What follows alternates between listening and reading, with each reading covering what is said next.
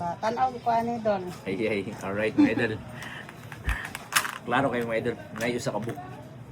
Si aton abiyang mga idol. Okay, tanawa mga idol. Pero ini mo coins dol. Di ni mahalin na pero ini siya.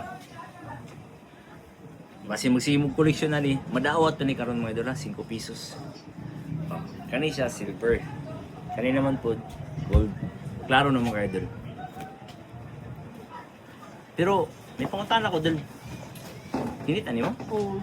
Kaning duwa, nagdungan mo Kan lang isa sa ako na ito. Kani, Oo. kani kinitan. Kit ana sa kana, kinitan sa ako utot. Iya. Mga idol.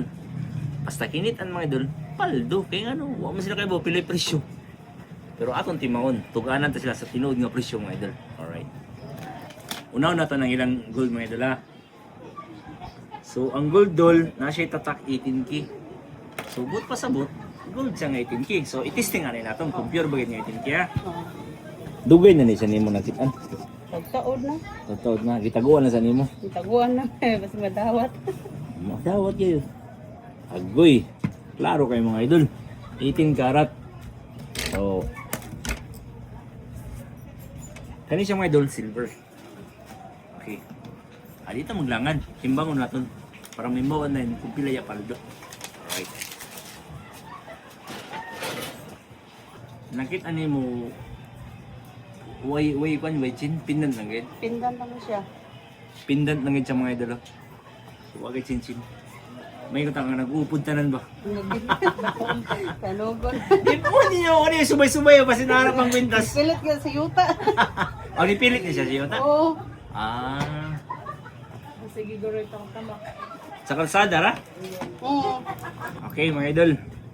Update kita gamay sa presyo naton mga idol. Medyo may us-us gamay nga itong presyo sa mga idol. Kaya ano, tanawag din niyo karon sa black market mga idol. Niusos ang presyo. So niusos sa tagamay. Gamay lang kayo mga idol. Di na kayo tanto taas. Okay.